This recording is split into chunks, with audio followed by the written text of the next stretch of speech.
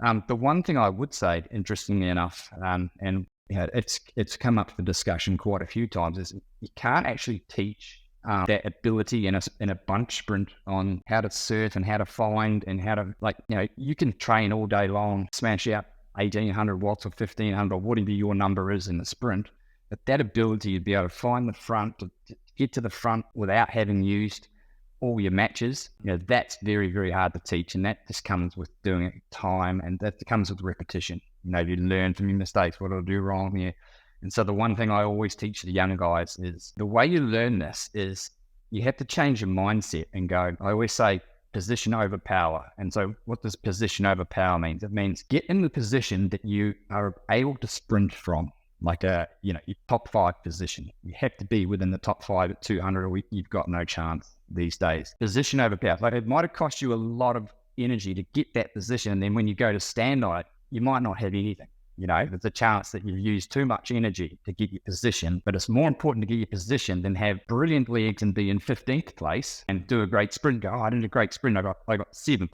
I came from 15th. Yeah, that's amazing. The reason I teach that is because eventually, if you keep repeating this, you'll find a way that one day it's going to happen and you're going to arrive in position with power. You're going to have got there so easy and you're like, oh, I'm ready to go. And so it's just become this innate thing. Yeah, it's going to cost you some results to begin with because you're going to use a lot of engine, but you are going to learn how to get that position. This is if, of course, you don't have the magical lead out man or a magical train to put you in position and unleash you. So that's the one thing I think that's, that it's definitely very beneficial. And it actually goes all the way up. Like I was teaching that even, at Isabel or Giacomo and Solo, or these guys didn't have a train with them at a race. It's, remember, get yourself in that position first, then worry about the sprint. It really does work all the way down from World Tour, all the way down through your levels. Is that something that came from your track background? Do you think that's, 100%, and you'll see all the good track riders so when Greipel and I hooked up, we clicked instantly for that reason. For me, finding the front was, years and years and years being world champion on the track. It's like finding the front was easy. I didn't have 2,000 watts like Greipel. so when I was sprinting against him, I needed to get started. So, and then when we connected, he just 100% switched his brain, follow Greg, I would get him to the front, bang, job done. It's amazing to hear kind of how you see it from so many of us having watched it for years. Is there more love to track or road, or is it split for you deep in your heart? Where do you lean towards? No, it was like a transition, I think, a natural transition. Everything was track there for a while. I wanted to be Olympic champion and I wanted to be world champion. And then now I want to have a really good crack at this road gig. I just knew that you have to spend so much time on the track. You built, it's religious.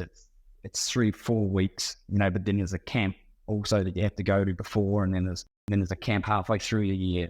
It really does, for me personally, it affected my road a lot. And it was just like, I don't want to have these average contracts on the road. I want to be the best that I can now at the roads. It was the switch. And once I did that, I think I still watch it a lot. I still keep up with the latest trends I love the aerodynamics. I love all the technology now. I mean, I follow it so much and so closely, but it's just, for me, it was, and I love them both the same. To answer your question, there's no favorite.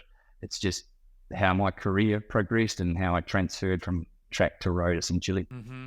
Yeah, I mean, that's got to be some transition when you're, world champ, then you're in world tour, leading out some of the best in the world. You go to all these grand tours, the Olympics. When you look back on the road career, what kind of just jumps out to you right now as I say, like, your road career? What were the brightest points for you? I mean, because there's just so it's like head spinning, man.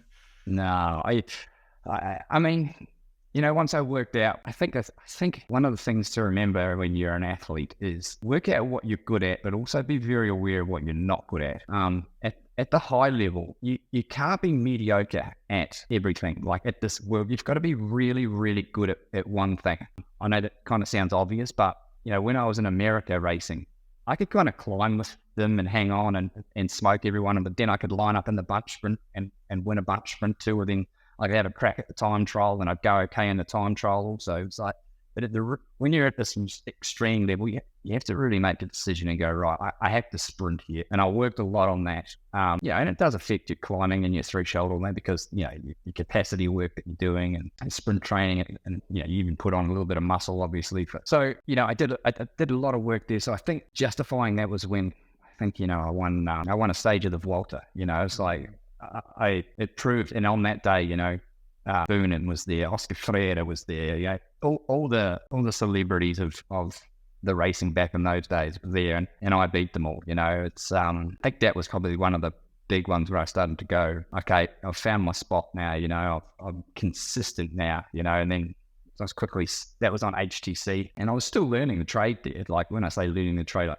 finding what I needed to be really good at to have a career in this game. And then that's when Sky snapped me up straight away, and I had a really successful year. The next year I won 9 races the next year, which is for a bike rider winning 9 big races it's pretty good over here. Like if you look at riders now, riders can do their whole career without even winning a bike race over here. So once I've worked it out, and you have to be really harsh on yourself and self-critical and really follow the process and believe in yourself. And definitely a lot of self-belief can creep in when you're that far out the back.